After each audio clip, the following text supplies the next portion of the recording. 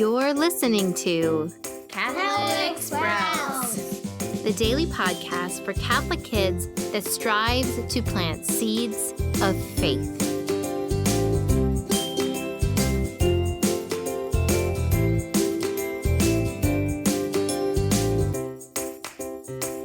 Well, hey there, Sprouts. Today is Tuesday, August 18th, 2020.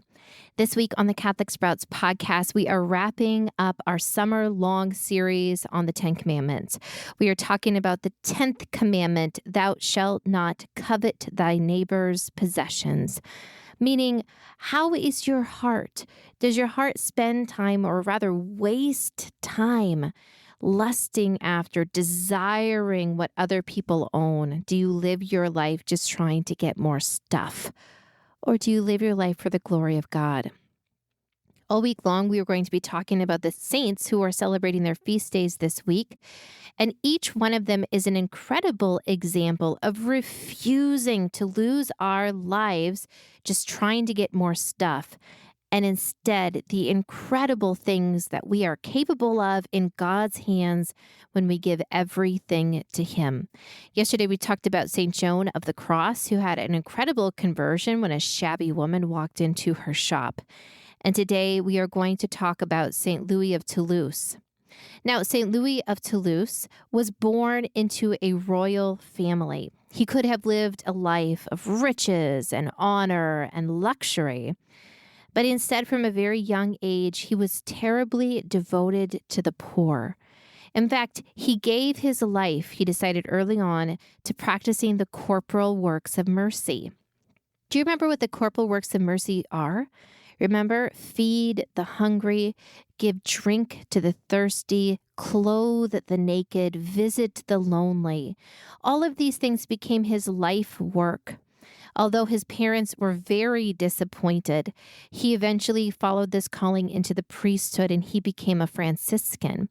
Now, do you remember St. Francis? Do you remember how he also walked away from a life of riches and luxury and he gave away everything? And now I don't just mean he gave away a lot, but both St. Louis of Toulouse and St. Francis gave away everything. They had nothing. In fact, St. Francis didn't even have a bed to sleep in, or he didn't even know for sure that he would have food to eat each night. Well, St. Louis was so inspired by this, he also wanted to give everything and be a Franciscan.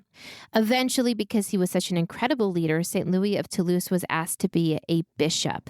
And even as a bishop who took a salary, he gave 75% of his salary to the poor, directly to the poor. St. Louis of Toulouse, even though he was born in a royal family and a well-respected bishop, he loved lepers. Now, do you remember what a leper is? A leper is someone that suffers from a skin disease. At the time, there was no cure for leprosy, so lepers were forced to live out in caves. They were abandoned by their families who were afraid of catching the disease themselves. They were outcasts. Many of them lived horrifying, lonely, suffering lives. But this bishop, St. Louis of Toulouse, gave his life to serve them.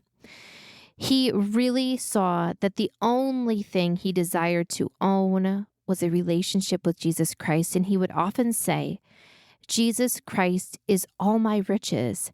He alone is enough for me.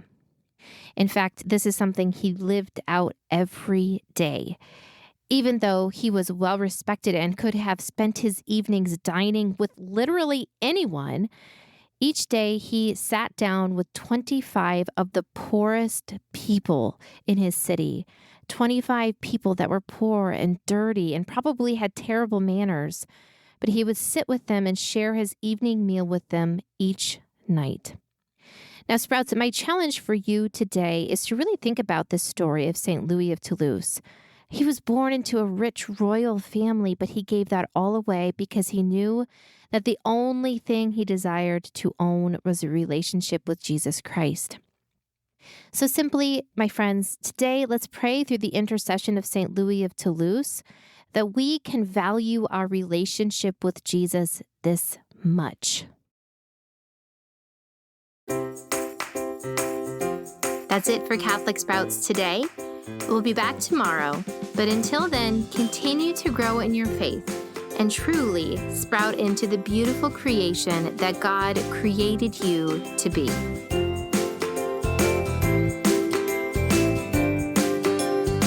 Just one more thing, a quick reminder that if you would like to use the Creed, our audio course for families and parishes this fall, we encourage you to drop by our shop and grab a copy of it. We will be closing enrollment after Labor Day, so don't miss this opportunity.